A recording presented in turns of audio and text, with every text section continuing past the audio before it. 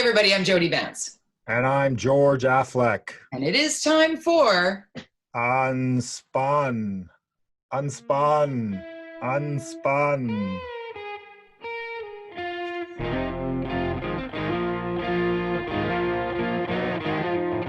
What's happening? That's my teleprompter reading character.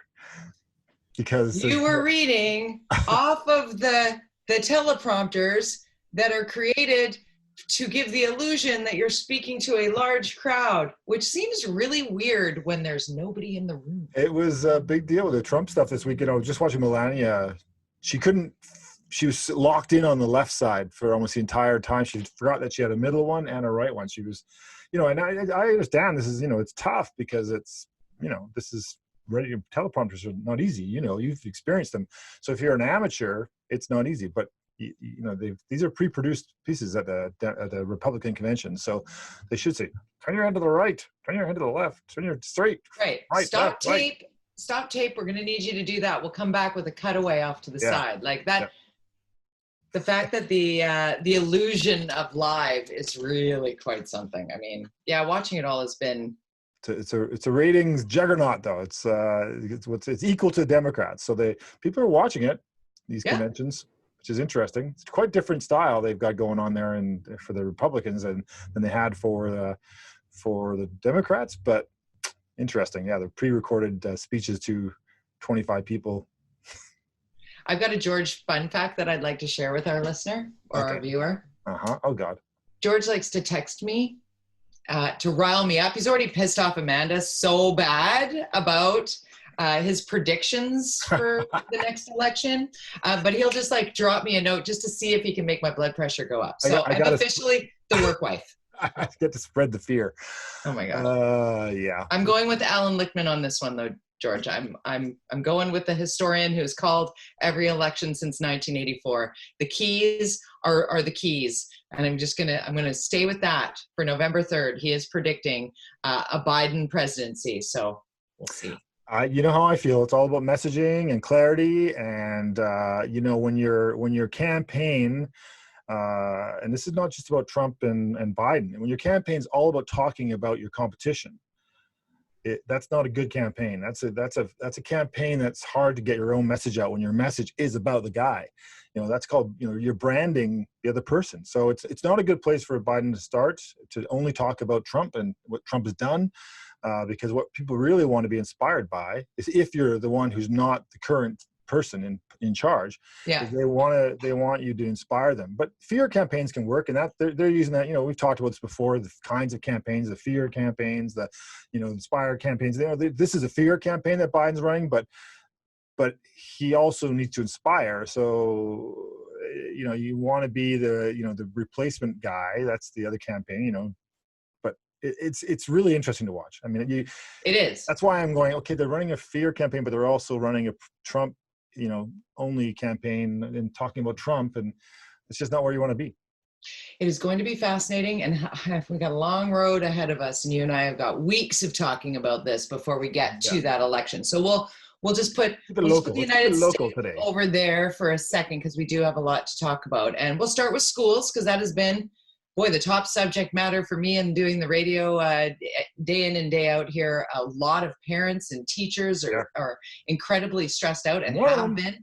I know you and I talk about it every week, but this week, a little bit different, right? BC Education Minister Rob Fleming holding a press briefing on Wednesday where, I mean, listening to it, I took copious notes, George. I took copious notes, and there were words that I think were meant to really calm some fears in the, you know, taking the best science-based health advice, that there's no substitute to in-class learning, and using the words like flexible, and how there is remote learning options, and that there will be provincial licenses for Zoom, because parents were worried about, even in the remote learning, the safety of being online going into June. That was a problem, but lots more funding, both provincially and from the federal government. Justin Trudeau making that announcement on Wednesday morning. Cash over to the provinces for school.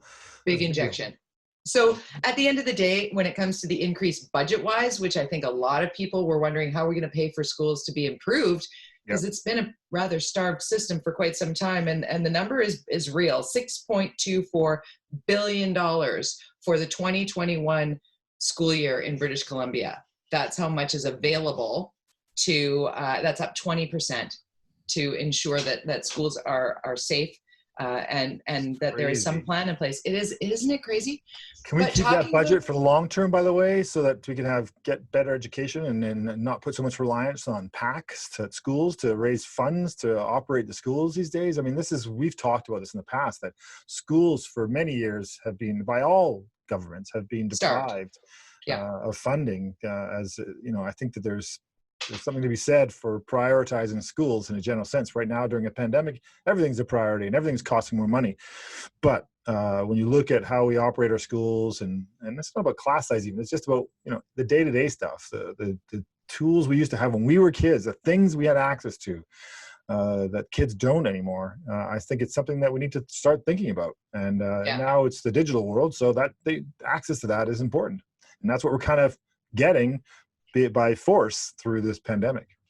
It's become mandatory. I mean, you can't have a COVID-19 safe school in a rural district in British Columbia that doesn't have potable water. Like, you need to have running water in the school to wash your hands. It's as simple as that. I mean, absolutely. And if you go into a lot of schools' bathrooms, they're in pretty rough state, most of these schools. I know that my kids' schools, their elementary schools, and I would talk to, as I was on the PAC, I was the chair. I said, "Can we just, fix up this bathroom like a bunch of dads and moms and get together on a weekend, and we'll just replace everything?" "Oh no, you can't do that. You can't do that. No, that's not permitted." "But we could do this for nothing." I'm like, "Nope, can't do that." So why did it fall so low? Like, what?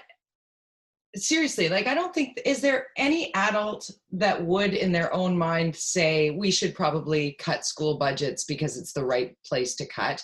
How did we get here? Where is the spin on? I think it comes down to that. They have their list and they check it off, of, okay, these 25 bathrooms at these 25 schools need to be renovated. We'll get to this one, we'll get these many done this year or whatever. And it just takes forever. And by the time they finally get, it's like it's my chore list. I'm getting to the bottom of it. And then Amanda gives me another one. I'm like, well, what happened to my, I thought I was almost done.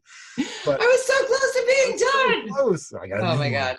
No, it's kind of like that, but they're just so slow at getting these things done, and no school, and you wonder, how do you prioritize? I mean, if I compare one bathroom in a school to another. So anyways, potable water, right.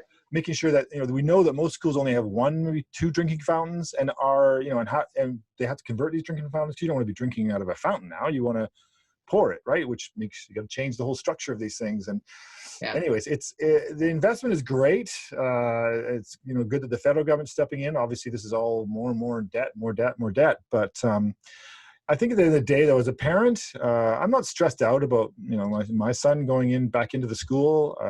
I feel there's a commitment. The kids seem to get it on wearing the face masks, washing their hands, all that kind of stuff. They seem to be much easier to manage in this situation than adults. Yeah. So at least elementary school kids, high school kids, maybe not so much, but I think they're finding it cool. The face mask thing is kind of, it's so, if they follow the basic principles that, Dr. Bonnie Henry says, there should be no problems. And we already proved it. We had school back to a certain degree before summer, and we didn't have any cases that I know of. That's the part. So that's the important part. And we know more about this virus now than we did then. Yeah. And we can, and when you talk about the kids sort of wrapping their heads around it, they don't know any different. The only way that they get legit scared, for the most part, the majority of kids, is if we give them that fearful, what if, because there's risk involved with everything. I mean, do I want my kid to be in high school in a pandemic? No. Nobody wants this, but is it important that he goes to school? Yes, it is. Will he wear a mask?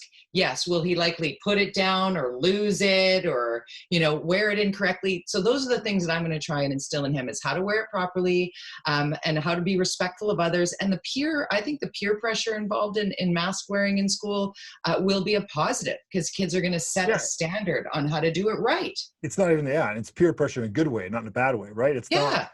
It's not like, yeah, you look like a loser with your face mask. Yeah. It's the exact opposite. I mean, actually, Kids with braces are going to be so happy. They'll be I like, was just gonna say that my son, we just went to the dentist last week, and of my 3 kids, he's the first one that has to get the full-on braces, which is really expensive. good times. And the face mask thing, can they attach the braces to the face, to the Invisalign, so that because it's more likely he'll wear a face mask all the time than he will if I get him Invisaligns. I don't know. It's one of those things like, are you going to wear these, or do I have to get the cranky, you know? So it's this debate we're in right now about braces.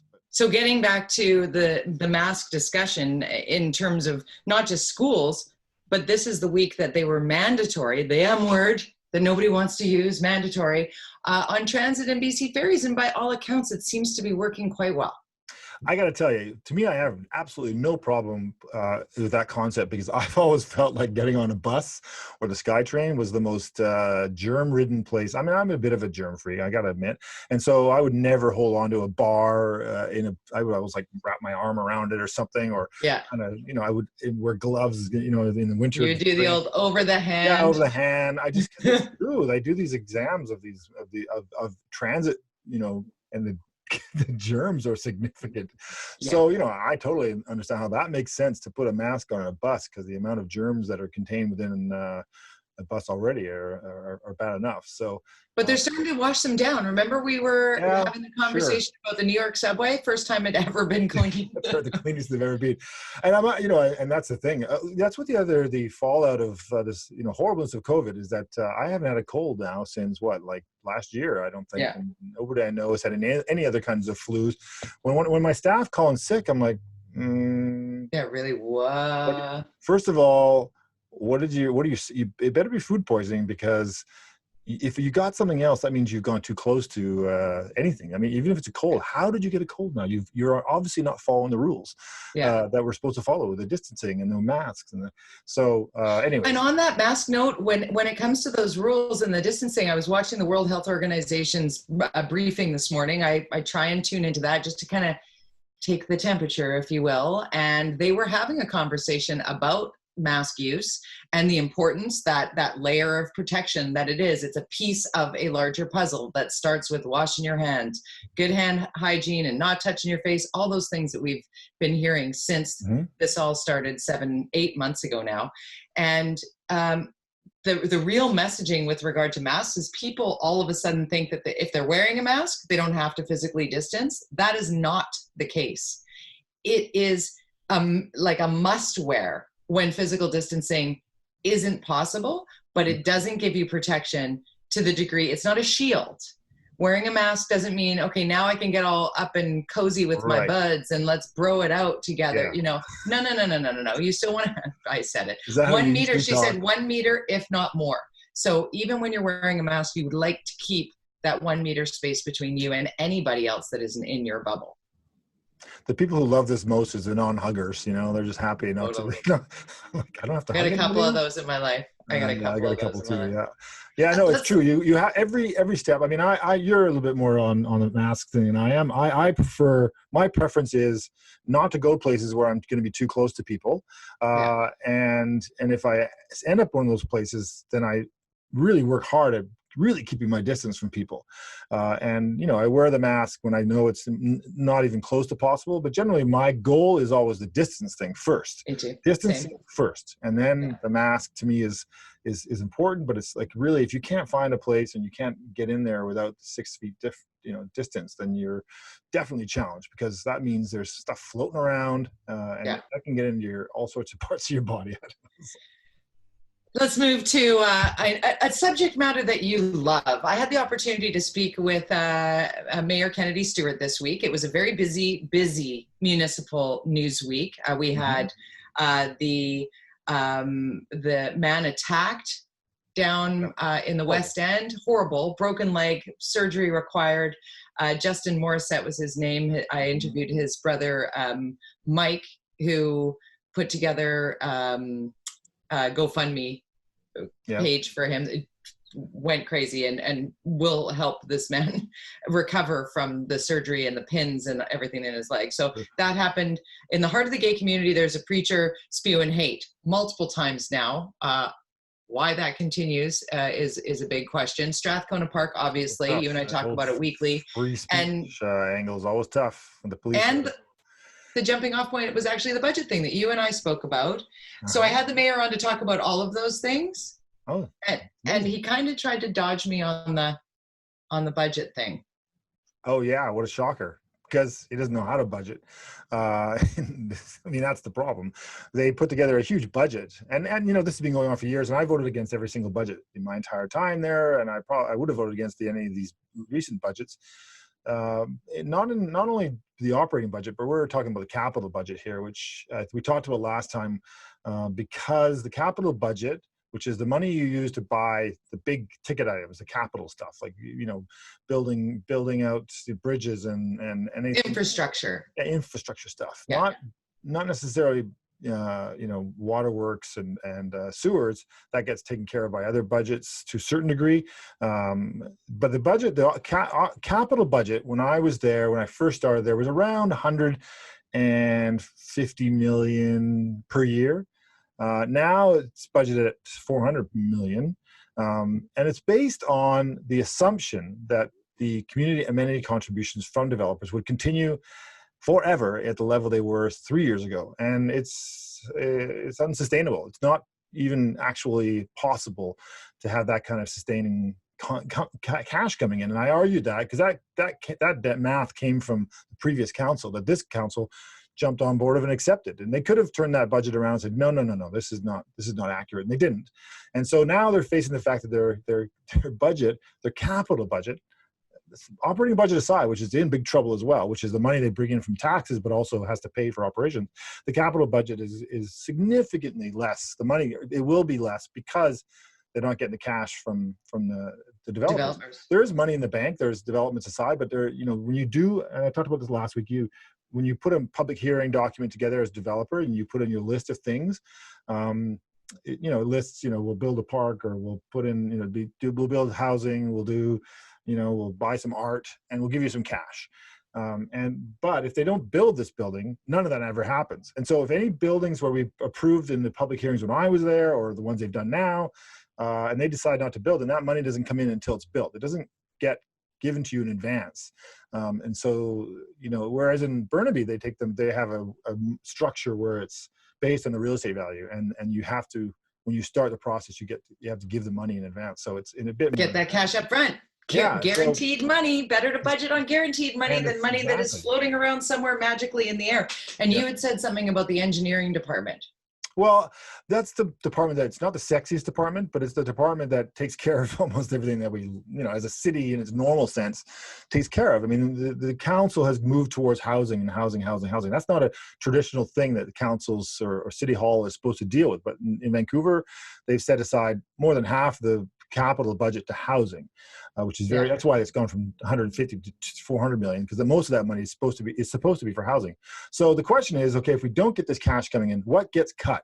Will this council, which seems to be very pro-housing, say, you know what, let's not do the engineering stuff. Let's just focus on the housing stuff. That means things like the viaducts, the biggest project that's planned for the next 10 years. What's going to happen to that? What does that mean? What does that mean? What about sidewalk renewals? What about? I asked him about the viaducts. Anything like that. I asked the mayor about the viaducts, and you know what he said? He's like, well, there are a lot of moving parts to that project. There are private land agreements that need to be discussed, and it just really sounded like it's getting pushed. Like, basically, he said, because of COVID-19 and other impacts, that these types of projects would be delayed significantly. Well, I always predicted that the viaduct strategy, while I thought I was supportive of the concept of how we would redesign that whole area, I worried about some of the traffic stuff, but I got the idea of finishing that, the Georgia Street coming down, being a great street, all that kind of stuff. But the reliance on that cash from developers as part of that process, and the significant amount of that money, which was to go to social housing and housing in general, and in that neighborhood, I felt was unrealistic. Like, let's focus, if you want the viaducts to come down, let's focus on that cost, which is about 200 million, and then deal with the other stuff, all the land and the value of the land after the fact. But, they put this big plan together. It was voted on. It was approved. But I felt it was unrealistic, and I predicted it would never happen. So, There you go. Oh my God, his predictions are coming true. Let's hope that those are few and far between on that. If you don't know what I mean, you can rewind to the start of the podcast for why I don't like George's predictions. Let's talk about something that you predicted when Oppenheimer Park was happening and when it was dissolved. You said if you don't solve the problems behind it, the things that created it in the first place, it's just going to pop up elsewhere. And you were absolutely right. And the problem in Strathcona is untenable. Hundreds and hundreds of tents now overtaking that park, overtaking the community. I was speaking with Katie Lewis from the vice president of the Residents Association there. She had somebody try and break into her house. She was there. She was like defending her house with a meat cleaver, with a guy trying to get in the front door and then the back door. Identified the guy as a known predator who is also stalking apparently a woman who lives in the camp. Chrissy Brett, who is Camp KT, one of the liaisons that is sort of the point person for the camp, has been trying to protect this young woman from this man who is clearly targeting her. It's the same guy. They've identified that it's the same guy. So a warrant's out for his arrest. These camps, as you said, there are lots of people who are absolutely desperate and have nowhere to go to this camp to try and have some sense of community and closeness. But there is such a crime element that is drawn to this that is hiding in plain sight now. It's in Victoria facing the same challenge. Right. In fact, the council's they're coming back early to discuss dealing with the park, the camp, which is literally on their doorsteps at City Hall. It's Centennial Square. It is City Hall. Yeah, it's at City Hall, and they have an issue. And I was watching the news last night, and they were talking about there are several tents that are empty, but set up to be basically drug dens. So, where you go, the drug dealer comes in, sits down with his drug pack, and then like a little retail space, and does his deals. And it's all whacked out. I would be interested, and here's a shout out to Mario Conseco or any other polling company, to see how the perception, what are the things that are priority now, because crime was never a top priority. You can see in the last several elections, housing has always been the big one. Housing and affordability. Yeah. Crime was always kind of lower down if you look at the polling over the last several years. I would be interested to see a poll now to see where it's going, because I can't imagine when you look at the Yaletown neighborhood here, Victoria, you look at Strathcona, you look the at West End, you look at hate crimes, LGBTQ hate crimes in the West End. George, all these places are facing these. Kelowna, if people are starting to worry about crime being as a higher priority, which is so weird that it's gone so backwards on that. We were doing such a great job when it came to criminal behavior for a long time, and it just seems to be out of control now, and there doesn't seem to be any leadership to deal with it in any community that I can think of across this province. There's this passive nature of leadership right now when it comes to criminal behavior, and I don't get it. I'm not saying you have to be like hardcore, but the four pillars, or the approach to the drugs, the policing, the housing, the social issues, these things, that they all have to be dealt with all at the same time. You can't just do one leg of the chair or the table. You got to do all four, otherwise the table falls over, the chair falls down. We're falling over though. This is because we're not dealing. Us falling over. Nobody's dealing with anything. We only got two legs on that chair because we don't even have four. I don't know how many legs. We got 0 legs right now because we have the criminal problem and the drug problem. So those are two right now. And the housing problem. So and the social issue. I mean, they don't have proper social safety net. Really, they're left to hang in there. So it's brutal, and I don't see any leadership to deal with this quicker. It's 175. Overdose. 175 in 1 month. And and what was unbelievable, 56% of those though was people living in private residence. This is what we talked about in the past. These are construction workers who had back injuries, who then were prescribed medication, and then their doctor said, I can't give you anymore, so I'm not allowed to give you. So they say, okay, I'll self-prescribe. I'll go down to the downtown east side and buy some fentanyl to deal with my backache so I can go to work and hammer a nail. I mean, this is the world we live in right now. And then of course it's all, the stigma of now becoming a drug addict of these guys. And so they become drug addicts, and then they take the wrong drug and they die, and somebody don't even find them. We don't even know. They go. It's terrible. So 56% of those people dying are people that are hidden away because of using a loan, or they're even families, their kids, or teenagers, and then you have the street problem, the people dying in the streets. But you look at what's going on in the downtown east side, they're quicker to respond to people dying of overdose than you certainly can be if somebody's doing it in their basement in kids. It's just There's no question. And you know, the real shocker here, and when we listen to the report monthly and we end up speaking to the numbers each month, and it's a sustained increase during this pandemic because it has driven everybody indoors and alone as opposed to maybe using in more of a community setting. And hearing the emotion in the voices of those in our public health office, whether it's Dr. Henry or LaPointe or any of those who are really at the forefront of what is happening here. All of us know someone now. All of us know someone who has lost a loved one, or we know of we've lost a loved one. Yeah. All of us now, which is astounding. The numbers are more than car accidents and suicides and COVID-19 all together. And yet nobody's doing anything. And that's what I wrote about. I know the COVID thing is a problem and it's killing us financially. But the amount of impetus, the amount of energy and money that is going into dealing with the COVID problem that never went into the drug overdose problem from all levels of government. Because again, all of these things can't be done in Vancouver or any city alone. They can't be done even in British Columbia alone. This sustained approach that we're doing with COVID across the country, in every province, in every city, in Canada, this is very unique to Canada. Some other places, as we know, are less coordinated. But Canada doing a pretty good job at sort of, there's some provinces that maybe didn't do as great a job, but generally we're kind of following the rules. We haven't created this divisive problem that we see other places. And we have hope that this will, end in some point and won't be as bad off as other places. But that same energy has never gone into housing, certainly since I remember, into housing, addiction, social related issues, support. Talked about, foster care. These kinds of things have not a priority at all levels of government at the same time, and no matter what your political stripe. And that's what's interesting about COVID. You have left and right-wing governments working together to solve a problem. What a concept. Oh my God. Like, go figure. It's possible. So can we not do it for drug addicts and homelessness and everything else that we're dealing with? We should be able to. The whole COVID thing should be a lesson for Canadians and for any other country that's doing it the same way, that you can work together outside of political stripe and say, let's solve this problem together. And I think that that's something that we need to think about and learn from it, the COVID crisis. Hear, hear. Saving lives. Urgent action to save lives. That's what's been done with COVID-19. Urgent action to save lives. Start somewhere.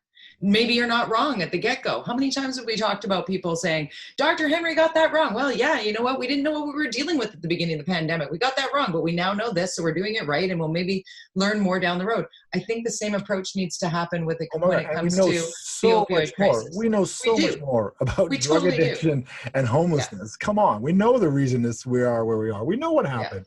We know why we are where we are. But why isn't there action? Why the lack of action? And that's what I wrote about in the middle. Right. Politics.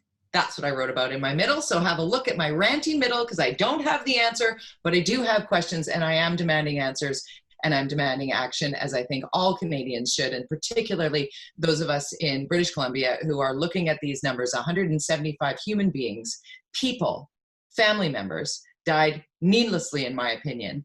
Where to start? I don't know, but maybe a safe supply would be a good first step toward that pillar. That then also 175 beds in one day. We checked around through detox and rehabilitation spaces around BC, and there were 175 empty beds. It's not that there's a lineup for these places. There's just no money for them. Right. There's no budget for them. Well, what's a life worth, guys? And you can do the return on investment formula to show we can. That while it might cost money now, down 10 years down the road, it'll actually save us money. It's that whole Band-Aid solution budgeting situation. You have to look at the long term, and that's also tough in politics. Politicians don't want to. Their brains can't handle 20 years down the road. They want to know 4 years. What will they do to win? Right. They don't want to move. They don't want to make a move that might make them unpopular and not re-electable. Yeah, I believe people are ready for politicians to do it differently, and I think that we shall see after this crisis is over if that can be done. Let's see. That's it for now. That's it. See ya. Bye.